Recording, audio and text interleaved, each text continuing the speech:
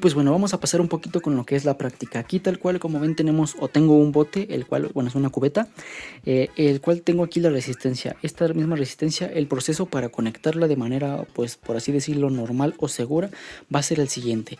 Siempre vas a tener que obedecer estas instrucciones, es tener tu bote listo con agua, el cual vas a introducir tu resistencia. La resistencia puede, lo más recomendable sería que esté un poquito más arriba de lo que es ese seguro que tenemos aquí arribita, que es pues ahí donde donde se une el metal con el plástico, ¿vale?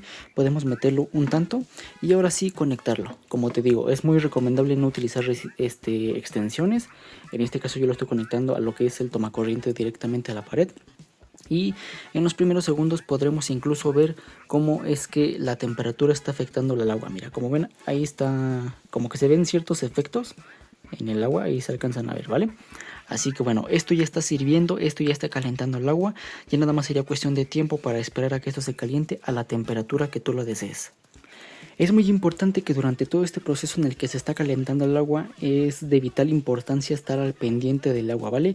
No es tanto bueno, no es muy recomendable que te vayas a distraer mucho con el teléfono, que te vayas a ver una película, porque esto ya está calentando el agua. Si el agua llega a su punto de ebullición, empieza a hervir y por lo tanto pues se empieza a evaporar, el agua comienza a disminuir y esto mismo al estar conectado y al estar calentando y calentando y calentando puede causar un incendio. En este caso de que estés muy distraída por haberte ido 3 horas, 4 horas, etcétera, ¿no?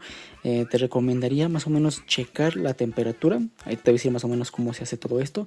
Cada 5 o 10 minutos hasta que llegue a la temperatura que tú consideres ya estar bien. Ahora tal vez te preguntarás ¿cuánto tiempo entonces la dejamos conectada para no distraernos o para cuestiones así? Pues esto va a depender tanto del agua que tú le hayas puesto. Por ejemplo, esta cubeta me parece que son 9 litros u 8 litros. Por lo tanto, a mí, en mi experiencia, creo que serían unos 20-21 minutos ya estaría listo todo esto. Pero si tu cubeta es más grande o es más chiquita, pues la temperatura y el tiempo va a ser un factor en todo esto, ¿vale? Mientras mayor sea el volumen de agua, pues más tiempo se va a tardar, y mientras menor sea el volumen de agua, pues menos tiempo se va a tardar. Y bueno, ya pasando con los últimos puntos en este video, ¿cómo checamos la temperatura del agua? Tal vez tú pensarás que tal cual metes la mano y pues checas si ya está caliente, está tibia o como tú la quieras. Pero no, aquí hay dos opciones, ¿vale? La primera y la más segura es hacer lo siguiente. Vamos a desconectar lo que es la resistencia del agua, la desconectamos, la ponemos a un lado y ahora sí podemos meter la mano con total seguridad para comprobar la temperatura del agua.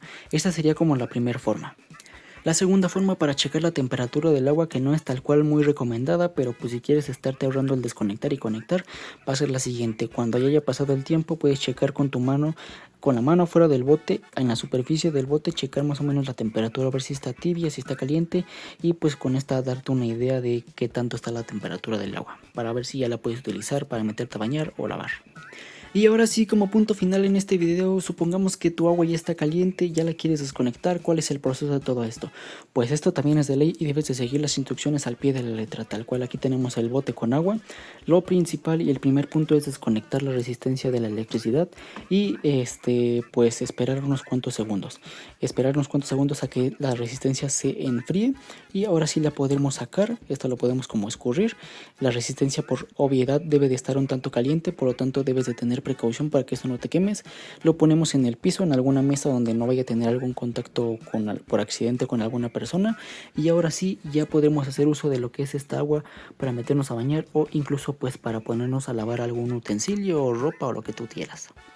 Pero como te recuerdo, el agua calentada con resistencias como estas no es para consumo humano, o sea que no te la debes de beber, ni tomar café hecho con agua de este tipo de resistencias, porque te puedes envenenar, tal cual te puedes envenenar. Y bueno, pues esto ha sido todo en cuestión de este video. Espero el video te haya gustado, te haya servido y nos vemos en la siguiente en una próxima ocasión. Mi nombre es Jorge Romero y recuerda que subo video cada semana. Adiós.